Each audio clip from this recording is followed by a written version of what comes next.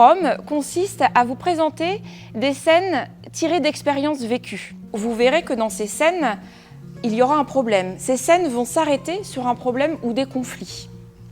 Le théâtre forum, c'est un théâtre participatif. Vous aurez donc l'occasion de participer. Bonjour messieurs, j'ai une annonce à vous faire concernant la personne qui va succéder à Francis. Ah. Comme vous le savez, l'entreprise est très impliquée, même engagée dans la diversité. Nous mettons un point d'honneur à ce que nos services reflètent la pluralité de la société dans son ensemble et que tout le monde puisse s'épanouir.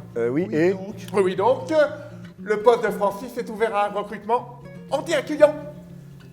C'est-à-dire que votre futur collègue, que nous n'avons pas encore recruté, sera en situation de handicap. Voilà, je ne vous dérange pas plus longtemps. L'été, comme si on avait que ça à faire. Alors, j'ai rien contre l'accueil de handicapés en entreprise, mais pas dans notre service, et pas maintenant. En fait, on va se taper son boulot plus le nôtre. Tu sais quoi? C'est nous qui allons devenir fous. C'est sûr que c'est pas malin de le mettre au poste de Francis. C'est un poste que tout le monde ne peut pas faire. Mais bon, moi je l'aiderai. Non mais on va craquer, on va pas tenir là, il va nous handicaper là, l'handicapé. Ça sera dur, mais on y arrivera, si on n'en a qu'un seul. Parce que l'intégration, ça prend du temps.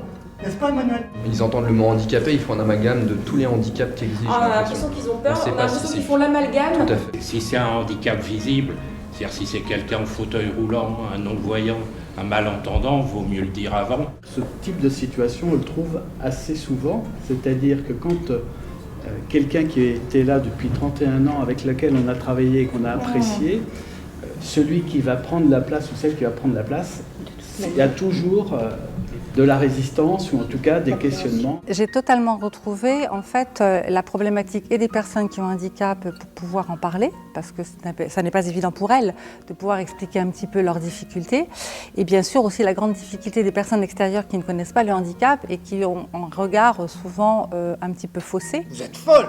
C'est impossible, vous devez continuer. Ça fait 7 ans que je suis stabilisée maintenant. Axel, c'est pas possible. Je vais me taper la fin des pantalons tout seul. Je suis désolée, je fais tout ce que je peux, mais là, je peux pas. On se rend compte le fait de ne pas connaître, l'inconnu fait peur. Et je crois qu'il faut que les entreprises, enfin en premier lieu les écoles, il faut commencer vraiment l'inclusion. Elle commence à se faire de plus en plus, mais elle est loin d'être parfaite. Faut bien qu'ils bossent, ces gens-là, les pauvres. Attends, qui bossent, ok, mais à des postes adaptés pour eux. L'inclusion est encore un sujet très compliqué aujourd'hui. Et c'est quand même une grande volonté de nos personnes handicapées, qui l'expriment d'ailleurs fréquemment, de pouvoir avoir une place de citoyen et de pouvoir avoir un choix, surtout d'orientation scolaire et professionnelle.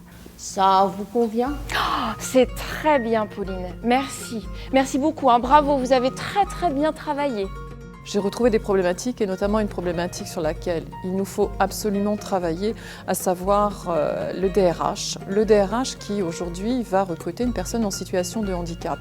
Il sait qu'il y a une obligation de recrutement via l'obligation légale des 6%.